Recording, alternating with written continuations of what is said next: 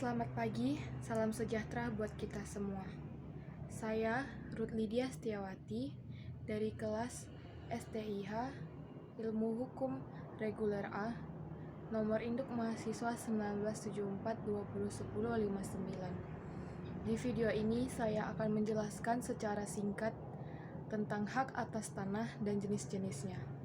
Hak atas tanah merupakan hak penguasaan atas tanah yang berisikan serangkaian wewenang, kewajiban, atau langgaran dari pemegang haknya untuk berbuat sesuatu mengenai tanah yang dimiliki. Pada pasal 16 ayat 1 Undang-Undang Pokok Agraria menyatakan bahwa terdapat hak atas tanah antara lain hak milik, hak guna usaha, hak guna bangunan, hak pakai, hak sewa, hak membuka tanah, dan hak memungut hasil hutan. Di sini yang saya akan jelaskan ada 4, yaitu hak milik, hak guna usaha, hak guna bangunan, dan hak pakai. Hak milik. Pertama, menurut pasal 20 ayat 1 Undang-Undang Pokok Agraria, pengertian hak milik adalah hak turun-menurun terkuat dan terpengaruh yang dapat dipunyai orang atas tanah pemberian yang sifatnya tidak berarti bahwa hak itu merupakan hak yang mutlak, tak terbatas, dan tak dapat diganggu-gugat. Berdasarkan ketentuan tersebut, bahwa sifat-sifat hak memiliki membedakan dengan hak-hak sifat lainnya. Subjek hak milik berdasarkan pada pasal 21 Undang-Undang Pokok Agraria yang menjadi subjek hak milik adalah sebagai berikut. Yang pertama, hanya warga negara Indonesia yang dapat mempunyai hak milik. Yang kedua, oleh pemerintah yang ditetapkan badan-badan hukum yang dapat mempunyai hak milik. Yang ketiga, orang-orang asing yang sudah berlakunya undang-undang ini memperoleh hak milik karena pewarisan tanpa wasiat atau pencampuran harta karena perkawinan. Kemudian terjadinya hak milik.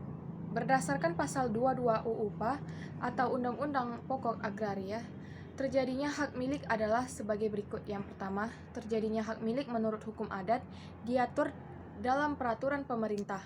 Yang kedua, selain menurut cara yang dimaksud dalam ayat 1, pasal ini hak milik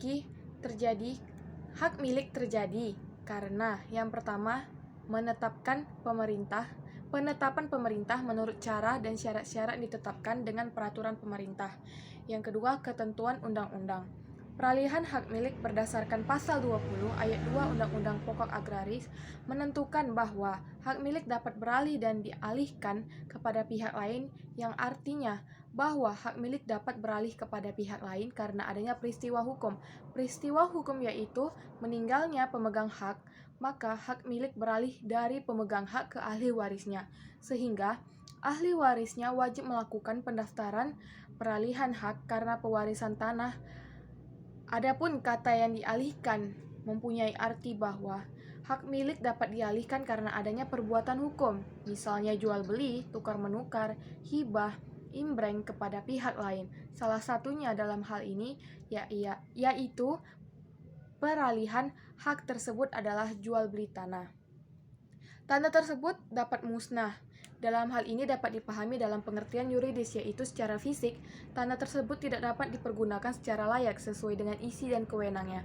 Contoh, tanah yang hilang terkikis erosi, sungai maupun pantai. Meskipun secara fisik bidang tanah tersebut masih dapat ditemukan, akan tetapi karena sudah tidak dapat mendukung penggunaannya secara layak, maka haknya dihapus menjadi tanah milik negara. Yang kedua, hak guna bangunan.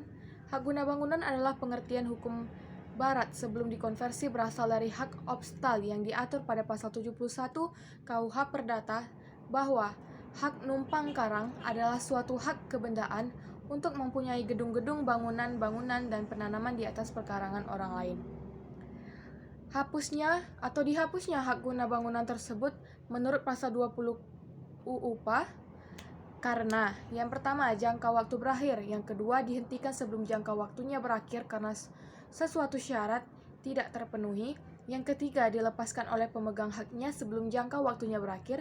Yang keempat, ditelantarkan. Dan yang kelima, tanahnya musnah. Jangka waktu perpanjang hak guna bangun. Sertifikat hak guna bangunan mempunyai batas waktu 30 tahun.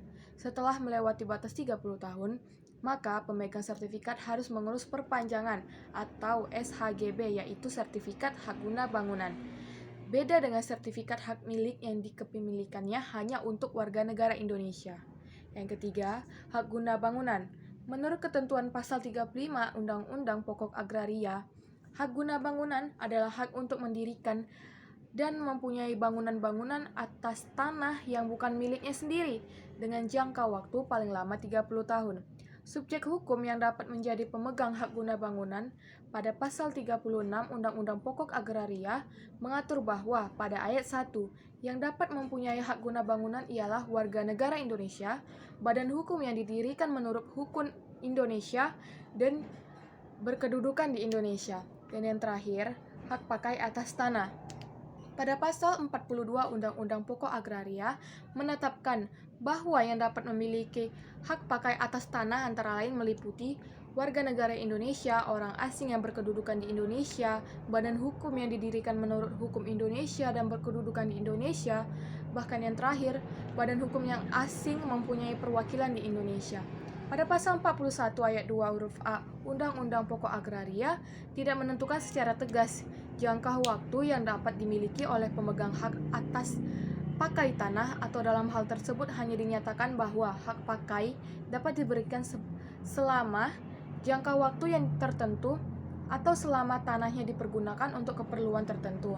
Kewajiban pemegang hak pakai ditetapkan dalam pasal 50 dan 51 Peraturan Pemerintah Nomor 40 Tahun 1996 menetapkan bahwa pemegang hak pakai berkewajiban yang pertama membayar uang pemasukan yang jumlah dan cara pembayarannya ditetapkan dalam keputusan pemberian haknya.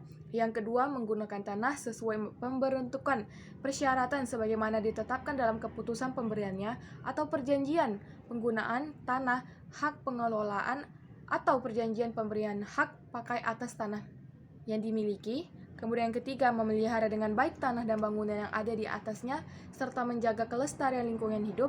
Yang keempat, menyerahkan kembali tanah yang diberikan dengan hak pakai kepada negara, pemegang hak pengelolaan atau pemegang hak milik sesudah hak pakai tersebut dihapus. Yang kelima, menyerahkan sertifikat hak pakai yang telah dihapus kepada Kepala Kantor Pertahanan. Sekian dan terima kasih. Apabila ada kesalahan kata, mohon dimaafkan. Selamat siang.